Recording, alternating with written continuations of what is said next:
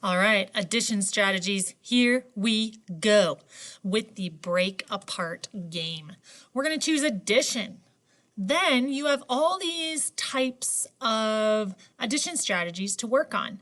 And of course, at first, you're going to want to do what's called easy mode. Okay, so let's start with doubles. Easy mode. What does that mean?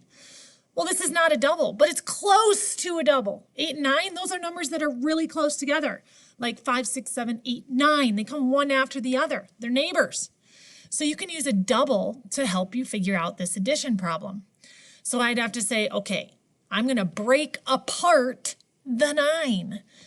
If I break the 9 up into its double, so if I have 8, the double would be 8, because 8 and 8. So if I take 8 away from 9, how many do I have left? So I would count up to get there. 8, 9. I have one more. So 8 plus 1 gives you 9. And we broke that up so that now it's easier to add in our head. If I know my double, 8 and 8, that is 16. Then I just add on one more. So 16, the number that comes right after 16 is 17. Cha-ching! And now I would try it again. 7 plus 8.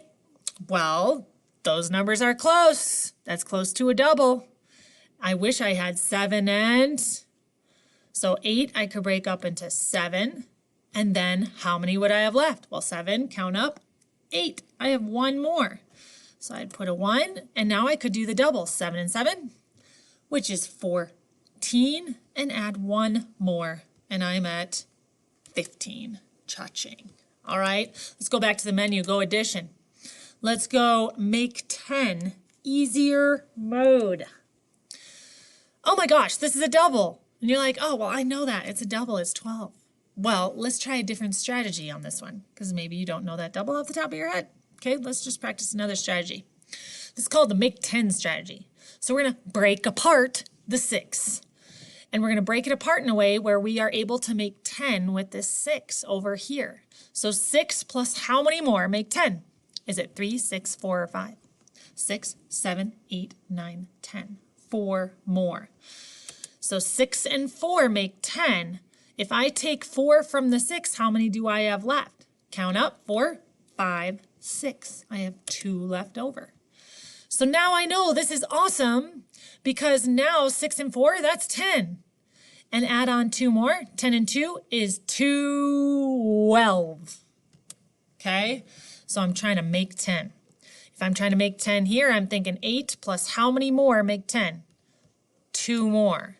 But if I take 2 away from the 8, how many do I have left? Well, I could count back 2 to get it, or I could count up from 2 to 8. So 2, 3, 4, 5, 6, 7, 8. I have 6 more. So I broke up the 8 into 2 and 6 so that I could put this 2 with the 8 to make 10. Add on 6. 10 plus 6 is 16. Okay? All right. Let's go back to the addition mode. We could also go here to make 100. So now if I have multiples of 10 that I'm looking at, it's always nice when I can get to 100.